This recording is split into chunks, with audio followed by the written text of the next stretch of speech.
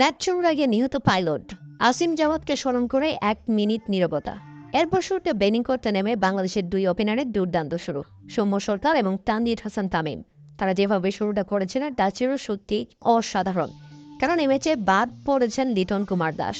এরপর তানজিদ হাসান তামিম নিজের ক্যারিয়ারের দ্বিতীয় হাফ সেঞ্চুরি তুলে নেন।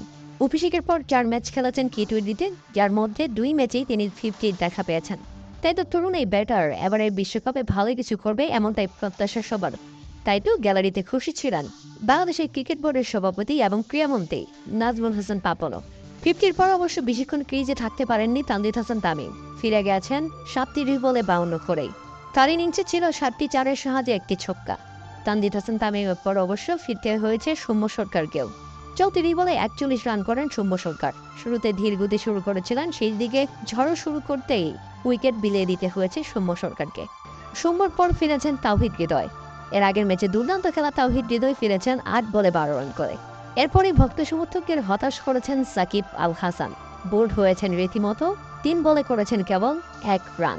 ভক্ত সমর্থকদের মাথায় হাত, কেননা সাকিবের পথে হেঁটেছেন নাজমুল হোসেন শান্ত। বাংলাদেশেই করেছেন 7 বলে 2 রান।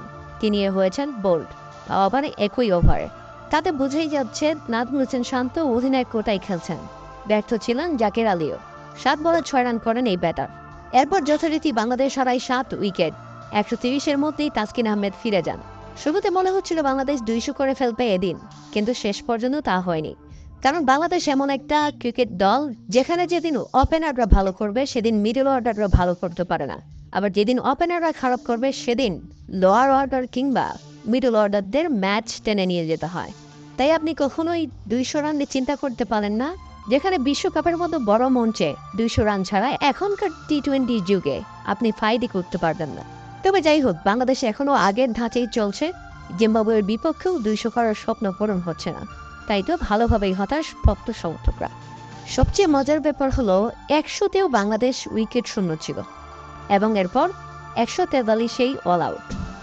মানে একটাবার চিন্তা করে দেখেছেন, পরের 43 রান করতে গিয়ে বাংলাদেশ 10 উইকেট হারিয়েছে। প্রিয় দর্শক, বাংলাদেশের এমন ইনিংস নিয়ে আপনাদের মতামত দয়া করে কমেন্টে দিয়ে যান।